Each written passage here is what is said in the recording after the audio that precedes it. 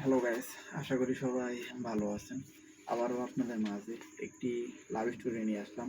আজকের লাভ স্টোরিটা হলো জামালপুর থেকে ঢাকা যাওয়ার পথে বাসে একটি মেয়ের সাথে প্রেম।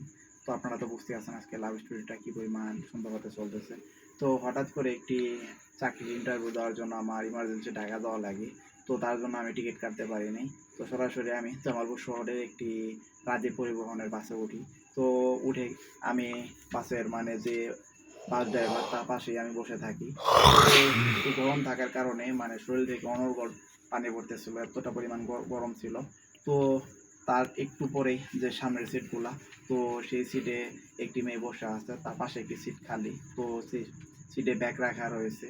তো আমি আর বলতে ওরকম সাহস পাইতেছি না, কারণ মেয়ে মানুষও যদি কি না কি বলবে, তো তার জন্য আমি কিছু বলতে পারতেছি না। তো প্রায় 40 থেকে 50 মিনিট পর দেখতে পারলাম যে কেউ একজন আমাকে ডাকতেছে যে এদিকে তাকান, এদিকে তাকান। তো আমি বিষয়টা শুনি নাই। তো বাসের যে সুপারভাইজার সে আমাকে ডাক দিয়ে বলে যে ভাই, আপনাকে মনে হয় মেয়েটি ডাকতেছে। তো আমি তাকে বলি কিছু বলবেন। তখন সেই মেয়েটি বলে যে আপনার মনে হয় অনেক কষ্ট হইতেছে, তো আপনি চাইলে আমার পাশের সিটটা শেয়ার করতে পারেন, কারণ আমার সাথে একজন যাওয়ার কথা ছিল, তবে অসুস্থতার কারণে সে যাইতে পারে নাই। তো আপনি চাইলে বসতে পারেন। তো আমি অনেক খুশি হয়ে যাই মনে মনে। তখন তাকে বলি আচ্ছা, আমি সিটে বসতেছি। তো তার ব্যাগ সে সরায় রাখে, তো আমি সিটে বসে পড়ি। তো সিটে বসার পর আমি এতটা পরিমাণ ক্লান্ত ছিলাম যে হঠাৎ করে ঘুমিয়ে পড়ি।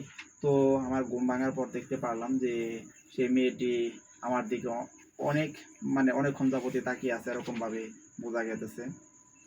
তখন আমি তাকে বললাম যে আপনি কই নামবেন? তো সে আমাকে বলতেছে সে নাকি গাজীপুর নামবে। তো আমিও যেহেতু গাজীপুর চৌরাস্তায় নামবো, তো আমরা বাস থেকে একসাথে নেমে পড়ি। তো তাকে আমার অনেক ভালো লেগে যায়। আর ভালো লাগার কথাটা তাকে কিভাবে বললাম, এগুলো অবশ্যই আপনাদের মাঝে পরবর্তী কোনো লাভ স্টোরিতে বলবো।